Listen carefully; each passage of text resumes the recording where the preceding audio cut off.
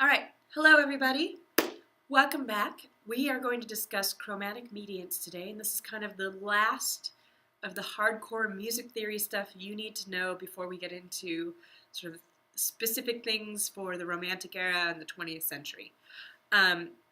We are going to have a midterm next week, so this is also everything that we've discussed this semester up to this point will be on the midterm, or is fair game for the midterm. And yeah, so let's hop to it. Chromatic mediants should be fairly simple. It's just similar to altered dominants and the other stuff we've done, Neapolitan sixths. This is just another way to change up these chords.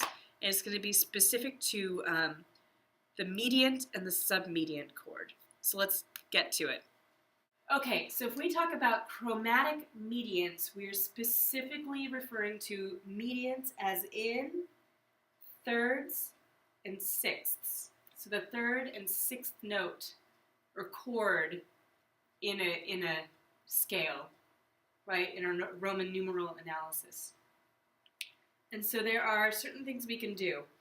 So chromatic mediants are altered mediant and submediant chords. Because of their stability, major and minor triads constitute the largest number of chromatic mediants. So usually you're going to see them as a triad with just 3 tones.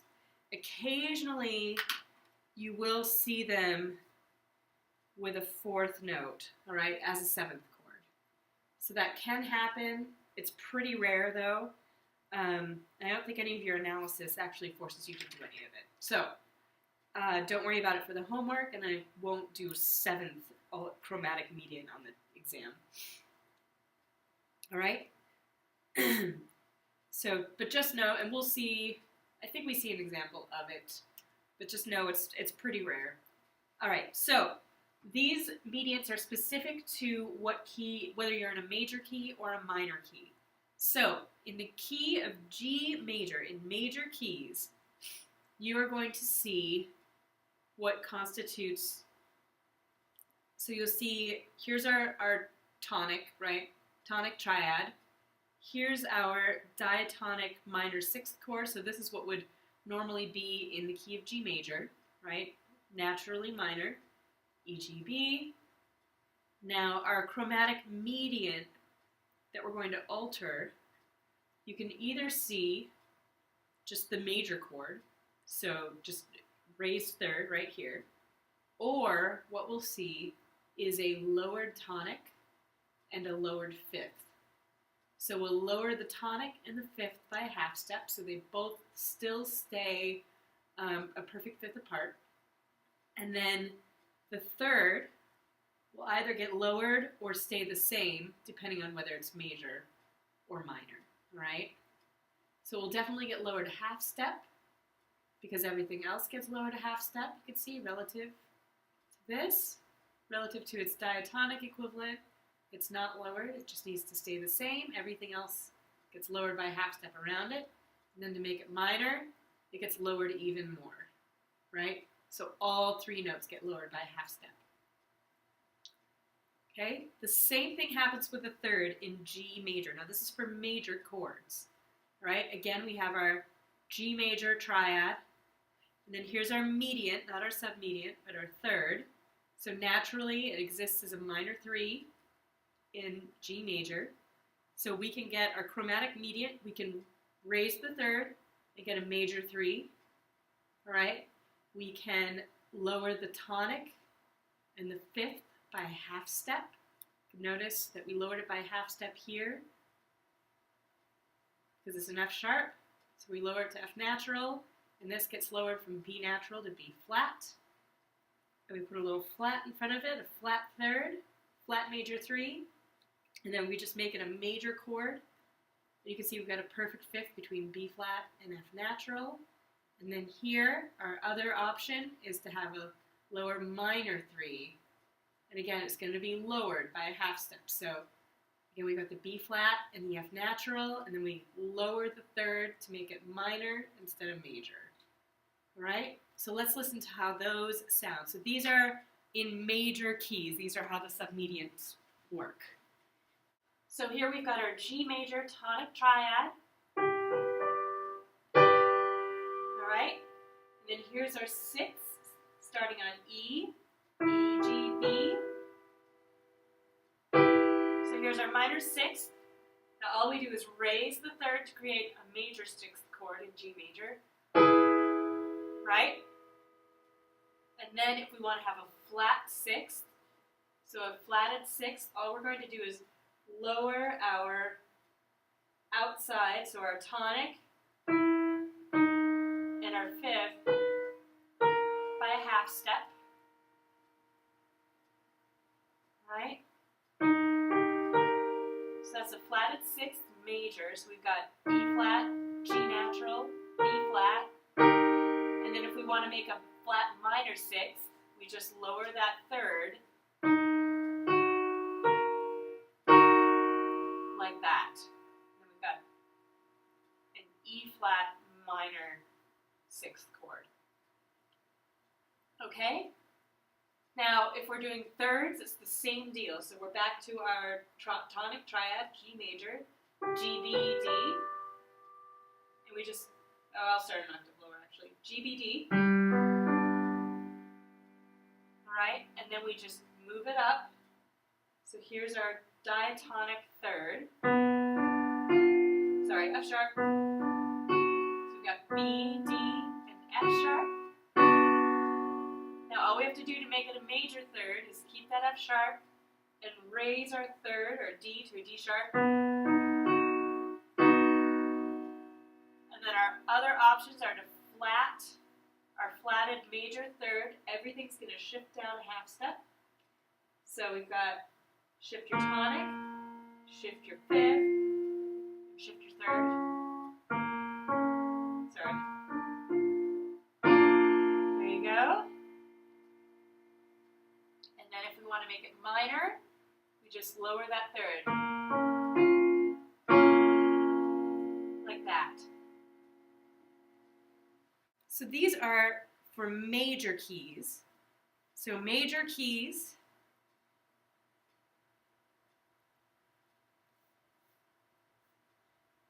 think about major keys, the fifth, the perfect fifth, goes down by a half step.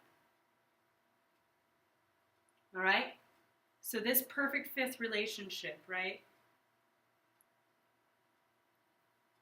Right here and right here, that relationship between the tonic and the fifth, you just shift it down a half step and you get the flatted sixth and the flatted third. Okay?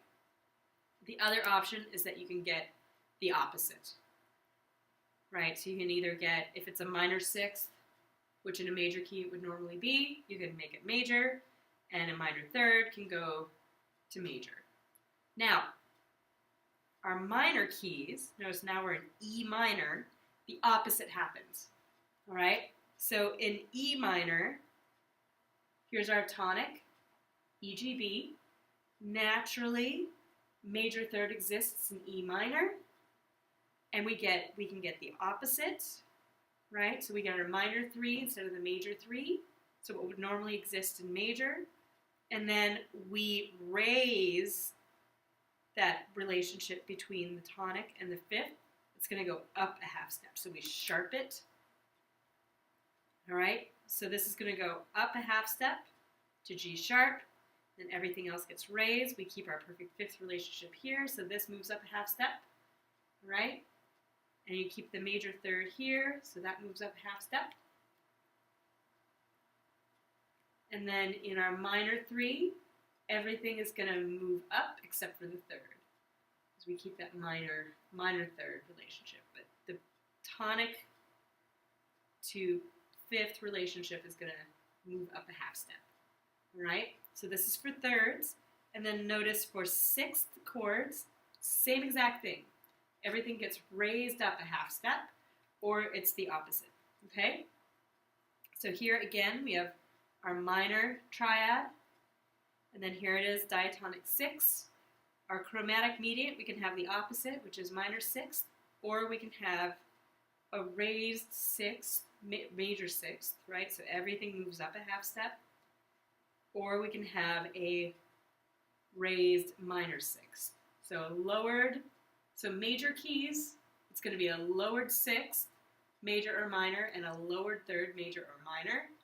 And then this is just going to go to major, and then in a minor key, the third can either go minor, and the sixth could go minor, or you can get a raised third, raised minor third, or a raised major sixth, and a raised minor sixth. So major keys, that perfect fifth relationship is going to go down a half step. Minor keys is just the exact opposite. That perfect fifth relationship is going to move up a half step. So let's hear what these sound like. So here's our minor key, E minor. We've got E, G, B. And if we move up to the third, we have G, B, D, naturally major chord. If we lower that half step in the third, or lower that third a half step, we get minor 3. And if we raise the tonic by a half step, so, and the fifth up by a half step, we still have that perfect fifth relationship. We've got it between G sharp and D sharp. And then we just add that B sharp in to make it a major chord. So that's a raised major 3. And if we want to make it a raised minor 3, we just lower that third back to B natural. That's all there is to it. Same with the sixth. So here we're back to E minor. Here's our tonic triad. And our diatonic sixth chord, major 6. If we want to make it a minor 6th, we just lower the third down to a half E flat.